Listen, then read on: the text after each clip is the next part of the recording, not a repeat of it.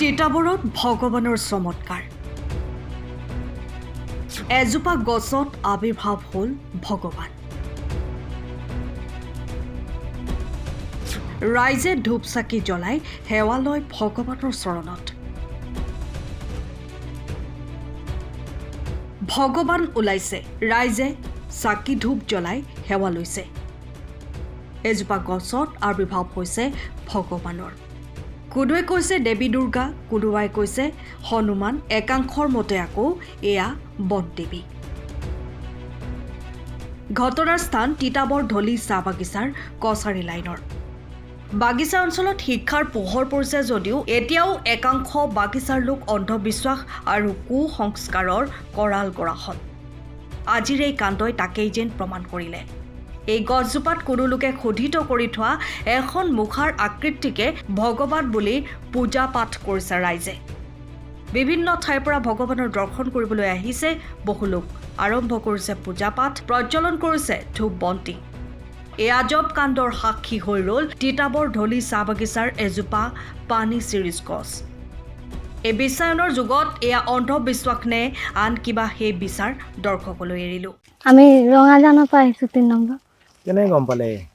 আমি কোৱা শুনিলো শনিবাৰে ওলাইছে বুলি পেলানি তো তাকে চাব আহিলো আজি কি দেৱী প্ৰকট হৈছে বুলি ভাবিছে এনেতো মানুহে কোৱা শুনিছো বজৰং বলি ওলাইছে বুলি তাকে চাকি দিবলৈ আহিলে ধূপ এগছ জ্বলালো আৰু আহি বহুত ঠাইৰ পৰা বহুত মানুহ আহিছে আহি আছে হয় ধলি বাগিচা আজি পানী চিৰিজ গছ এটাত আমি দেখা পাইছোঁ মা দুৰ্গাৰ এখন চেহেৰা ওলাইছে চেহেৰা মানে প্ৰকাশ হৈছে তো যাতে আমাৰ ধলি ৰাইজে আহি গোটেই পূজা পাঠ কৰিছে আৰু আমাৰো বিশ্বাস এটা আছে যে ৰূপটো চাই পেলাই আমাকো লাগিছে যে হয় দেৱী ইয়াত প্ৰকাশ হৈছে নিচিনা আৰু এইটোৱে কৈছোঁ আৰু সকলো ৰাইজে কয় যে যাতে ৰাইজে আহি সেৱা এটা ল'ব আৰু আপোনালোকে নিশ্চয় চাইছে আজি ইয়াত দেৱী ৰূপ ধাৰণ কৰিছে পানী চিৰিজ গছটোত আৰু স্পষ্টকৈ আমি ভাবিছোঁ যে এইটো হয়তো দেৱীয়ে ইয়াত ৰূপ ধাৰণ কৰিছে বুলি এতিয়া আধুনিক যুগত এনেকুৱা ধৰণৰ ঘটনা হ'ব পাৰে জানো আমাৰ বিশ্বাস আছে বিশ্বাসত আমি মানি লৈছোঁ যিহেতু ভগৱানটো এনেকুৱা গছে বা ক'তবা পহাৰে এনেকুৱাবিলাকতে দেখা পোৱা যায় আৰু বিশ্বাসতে আমাৰ এনেকুৱা মন্দিৰবিলাক বনোৱা হয় যাতে আমি বাগান কৰ্তৃপক্ষক আমাৰ পিনৰ পৰা আহ্বান জনাইছোঁ যাতে এইডোখৰত এটা দুৰ্গা মাৰ কাৰণে এটা মন্দিৰ বনাই দিয়ে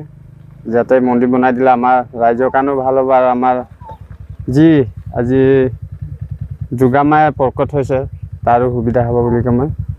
আহ্বান জনাইছোঁ কৰ্তৃপক্ষক তিতাবৰৰ পৰা সজিত হুছেইনৰ ৰিপৰ্ট টাইম অফ চাহ সকলো জোৱাৰবাসী ৰাইজলৈ অসমীয়া নৱবৰ্ষ তথা ৰঙালী বিহুৰ আন্তৰিক শুভেচ্ছা জ্ঞাপন কৰিলোঁ সময়ৰ খবৰ সময়ত পাবলৈ ফলো কৰক টাইম অফ চাহ